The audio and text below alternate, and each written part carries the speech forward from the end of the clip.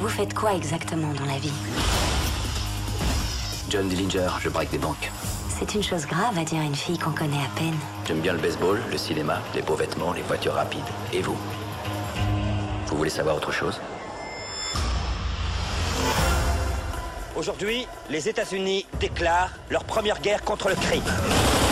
Votre mission sera d'arrêter John Dillinger. Serez-vous à la hauteur, agent Purvis? Comptez sur moi, monsieur. J'ai une idée, monsieur le président. Si on jouait à la roulette. Cet argent est à vous, monsieur? Oui. C'est la banque qu'on vient braquer, pas vous. Rangez-moi ça. Ça devient dur de dévaliser des banques. On prend trop de bon temps aujourd'hui pour penser à demain. Johnny!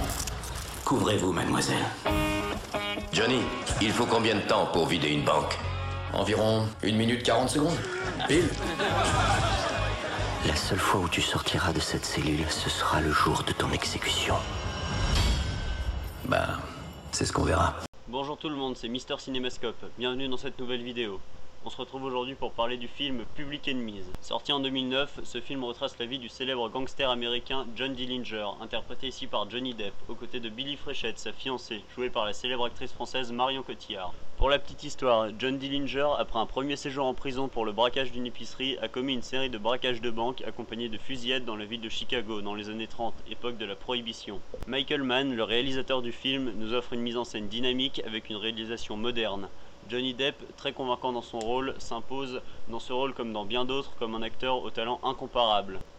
Bien qu'étant à la base un film d'action, Public Enemies reste un très bon biopic fidèle au véritable parcours du gangster, avec une petite note sur l'histoire du FBI et notamment sur son organisation à cette époque où le banditisme est chose courante, à travers le personnage de l'agent Melvin Purvis, interprété par Christian Bale. Ce film s'inscrit dans une lignée de grands films de gangsters, aux côtés notamment des Incorruptibles de Brian De Palma se déroulant à la même époque. En somme, un film que je vous conseille vivement de regarder au plus vite. En attendant, on se retrouve mercredi prochain, nouvelle vidéo, nouveau film. John Dillinger nous donne une deuxième chance de coincer John Dillinger. Il pourrait être n'importe où. Où est-ce que tu vas? Partout où je veux.